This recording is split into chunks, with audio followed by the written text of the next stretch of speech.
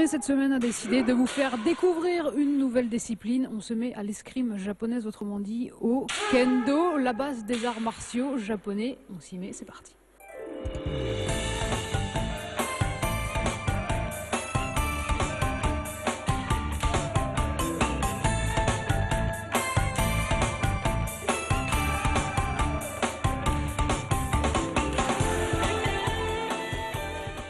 Alors pour découvrir le kendo, on s'adresse à l'entraîneur du club d'Aubernais. Alors on va parler un petit peu fort parce que quand on fait du kendo, il faut s'exprimer tout en pratiquant. Christophe Picard, c'est quoi le kendo concrètement pour nos téléspectateurs qui ne connaissent pas? Alors le kendo, c'est un art martial qui vient du Japon. C'est une expression, c'est un combat à deux. C'est des combats qui ne sont pas forcément en compétition. Le but, c'est de travailler à deux et de faire pendant le combat ce qu'on a pratiqué pendant le cours. Alors c'est quoi les valeurs véhiculées par le kendo? Parce qu'en général, un art martial est appuyé sur des valeurs fortes. Le respect de l'adversaire, le respect de soi.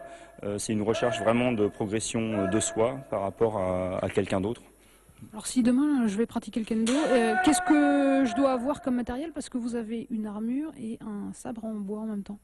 Alors au départ, on peut venir tout simplement avec un jogging.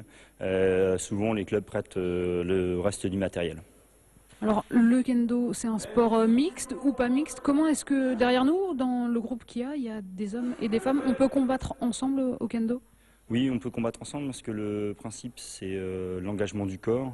Donc toute la force de la frappe vient de son engagement à soi. Donc, et vu que le kendo vient aussi de l'art du sabre, un sabre tranchant extrêmement bien, pas besoin de force pour s'en servir. Alors c'est quoi les bonnes raisons, Christophe Picard, que vous donneriez, que vous donnez pour convaincre les gens de venir faire du kendo? C'est vraiment l'art martial premier, donc c'est toutes les bases. Si on aime le combat et vraiment la recherche de la progression de soi, il faut venir faire du kendo. Eh ben, le mieux, c'est aussi de demander aux gens qui sont derrière nous et qui, eux, sont des adeptes. Pourquoi eux ont choisi le kendo? Qu'est-ce que vous recherchez quand vous venez faire du kendo? On va dire le dépassement de moi, déjà, en premier.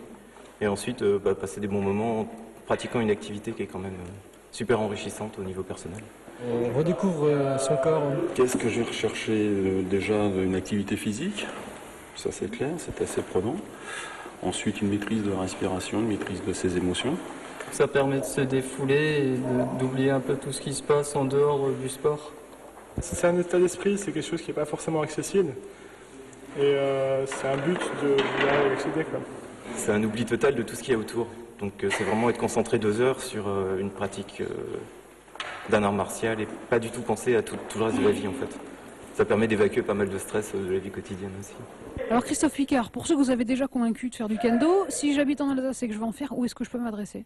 Alors dans le Bas-Rhin, vous pouvez vous adresser au niveau du club d'Aubernais.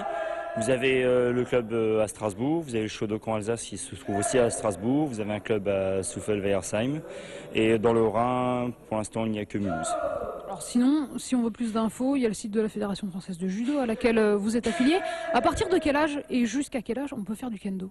Alors à partir de quel âge, ça dépend des clubs. Ici à Aubernais, on commence à partir de 8 ans et jusqu'à quel âge, il n'y a pas de limite d'âge. Comme ça, au moins, il n'y a pas de problème. Ça veut dire que les personnes âgées, les seniors, comme on dit, qui veulent en faire, peuvent venir sans problème. Quand on vient, alors vous avez beaucoup de matériel. Combien ça coûte de faire du kendo en licence et en matériel? Alors la licence, c'est la licence fédérale du judo qui coûte 32 €. Après les cotisations varient selon les clubs. À Aubernais, on en est à 100 € de cotisation.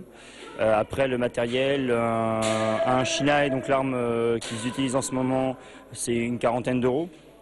Après une armure, c'est beaucoup plus onéreux. Ça commence à 300 € et ça va très très loin. Mais on peut pratiquer sans. On voit il y a certains pratiquants derrière nous qui n'ont pas forcément d'armure. Est-ce que ça veut dire qu'on est obligé de faire de la compétition ou pas quand on fait du kendo? Alors on n'est pas obligé de faire de la compétition. La compétition est vraiment un monde à part du kendo. C'est un tout petit pourcentage. C'est vraiment l'amusement après le cours. Par contre, il faut au bout d'un moment penser à acheter une armure. Mais une armure, ça tient 10 ans. Donc finalement, c'est un investissement à très long terme.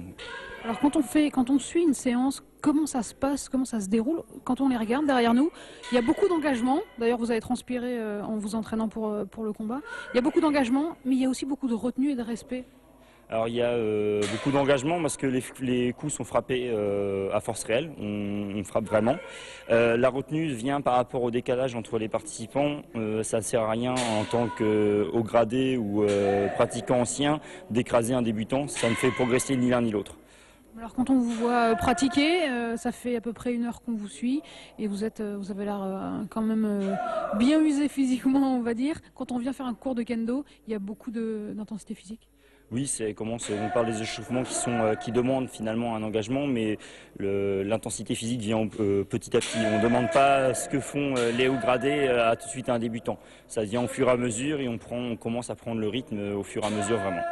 Bon, j'espère que vous avez convaincu nos téléspectateurs. En tout cas, si vous aussi vous êtes convaincus, vous pouvez aller faire du kendo. Vous avez toutes les armes maintenant pour savoir où vous adresser et comment en faire. Nous on se retrouve la semaine prochaine pour une nouvelle